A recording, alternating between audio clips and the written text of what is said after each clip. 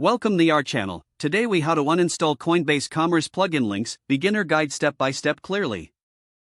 Begin by logging into your WordPress admin dashboard. In the left sidebar, find and click on Plugins. From the Plugins page, locate the search bar. Type Coinbase Commerce in the search bar.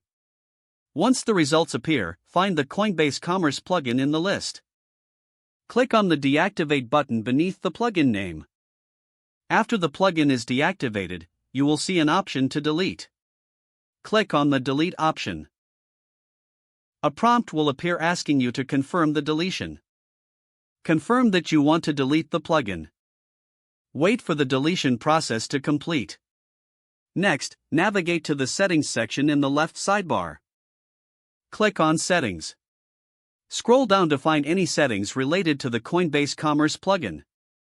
If you find any lingering settings, remove or adjust them as necessary. Check your website to ensure all traces of the plugin are gone.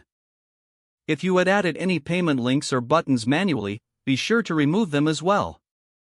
Finally, clear your website cache if you have caching enabled. This ensures that any old data related to the plugin is fully removed. If the page does not load, refresh the browser or try again in a private or incognito window. Make sure you are using the correct email address, then retype it carefully to avoid small typos. If your password is not accepted, use the reset option and create a new strong password you can remember. Check your spam folder for verification or security emails, then complete any requested confirmation steps. Enable two-factor authentication if available to improve account security and reduce unauthorized access risk. After signing in, review your profile details so your contact information and settings are accurate and current. If you see an error message, note it down and try again after restarting your device and internet connection. Log out when you finish, especially on shared devices, to keep your account and payment information secure. If the page does not load, refresh the browser or try again in a private or incognito window. Make sure you are using the correct email address, then retype it carefully to avoid small typos.